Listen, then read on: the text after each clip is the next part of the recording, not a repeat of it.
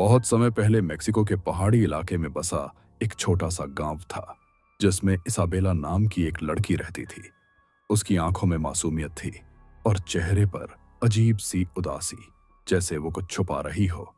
Isabella गरीब थी, लेकिन उसका दिल बहुत साफ था। कुछ साल पहले उसकी नई नई शादी एक डिएगो नाम के व्यापारी से हुई थी, जो अक्सर शहर जाया करता था।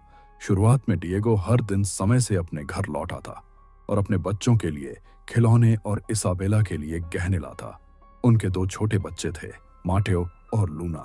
सब कुछ अच्छा चल रहा था, मगर कुछ साल बाद डिएगो के शहर से लौटने के दिन कम होते गए और फिर एक दिन वह लौटा ही नहीं।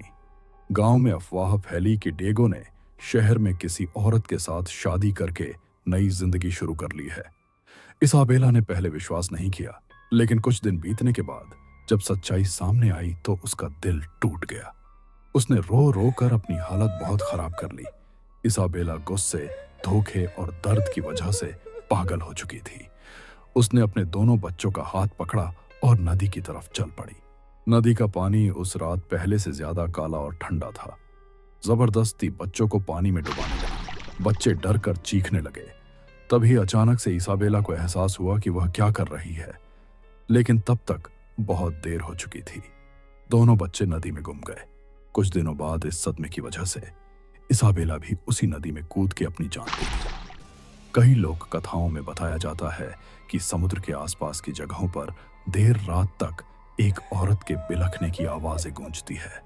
कहा जाता है कि यही वजह है कि लोग उस रहस्यमयी आत्मा को ला योरोना के नाम से जानते हैं।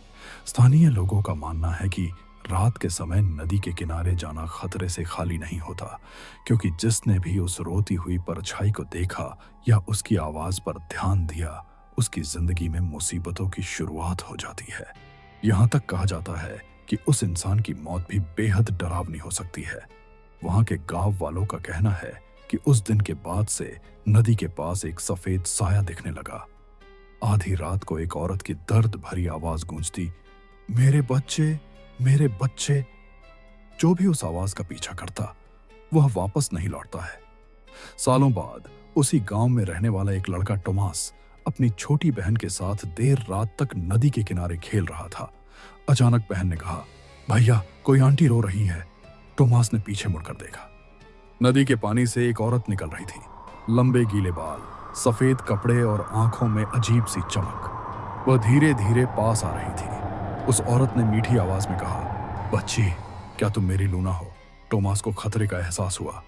उसने अपनी बहन का हाथ पकड़ा और भागने लगा, लेकिन वह औरत अचानक उनके सामने खड़ी हो गई। उसका चेहरा पल भर में बदल गया। सुंदरता गायब, आंखें काली और आवाज गूंजती हुई। टोमास ने पूरी ताकत से चिल्लाया। उसी पल वह साया चीख सुनकर पानी में समा गया। उस रात के बाद टोमास की बहन बुखार में तपती रही और कई दिनों तक बोल नहीं पाई। वह औरत जो अपने बच्चों की तलाश में आज भी जिंदा और मरे हुए लोगों की दुनिया के बीच भटकती है, आज भी मेक्सिको में कहा जाता है, अगर रात को नदी या समुद्र के पास किसी औरत के रोने की आवाज आए तो पीछे मुड़कर मत देखना, क्योंकि वह तुम्हें अपने खोए हुए बच्चे समझ सकती है। अगर आप भी सच्ची हॉरर स्टोरीज के फैन हैं तो चैनल सब्सक्राइब जरूर करें, क्योंकि इस चैनल में हर संडे एक ऐसी ही सच्ची और डरावनी कहानी लाता हूं। तो अनदेखी रातें को अभी सब्सक्राइब करें।